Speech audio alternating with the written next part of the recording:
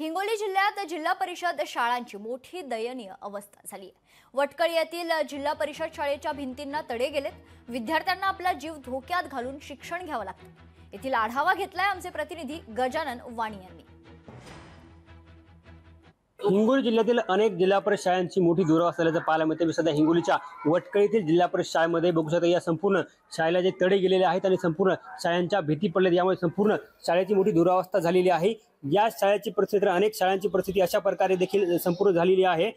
आपण जर बघितलं असेल की संपूर्ण या शाळेच्या भीतीला या तडे गेलेत आणि धोकादायक अशा शाळेमध्ये विद्यार्थ्यांना शिक्षण घेण्याची वेळ आलेली आहे। या ठिकाणी कधी ह्या वर्गखोल्या कोसळतील याचा नियम नाही, त्यामुळे विद्यार्थ्यांना संपूर्ण अशा धोकादायक शाळांमध्ये शिक्षण घेण्याची वेळ आलेली आहे। शिक्षण विभाग नेमकं करतात तरी काय असा प्रश्न ठिकाणी उपस्थित होतोय। संपूर्ण वर्गांना अशा प्रकारे हाच वर्गांना जर शाळेतील संपूर्ण जे आहे ते वर्गखोल्यांना अशा प्रकारे तडे गेलेले आहेत। वर्गखोल्या कधी कोसळतील याचा नियम नाही, त्यामुळे असे हे प्रकारे विद्यार्थी जे आहेत ते उघड्यावरती शिक्षण घेत राहत आहेत।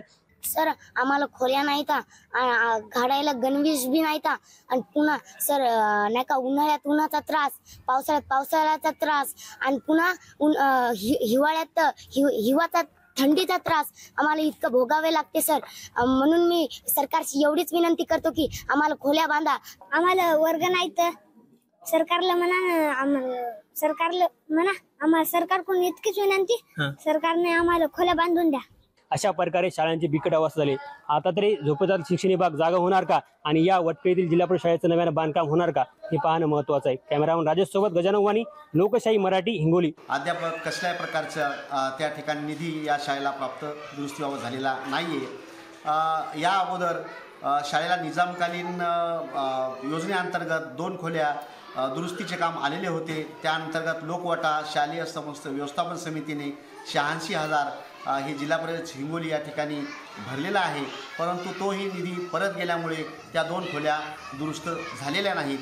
तर या खोल्याच्या बाबतीत वेळोवेळी शालेय व्यवस्थापन समितीने आणि मी स्वतः भेटूनसुद्धा वेळोवेळी पाठपुरावा केलेला आहे। मीटिंगमध्ये सुद्धा या दुरुस्तीबाबत प्रशासनाला कळविलेले आहे। लोकशाही मराठी, ऐका, पहा, जागरूक रहा।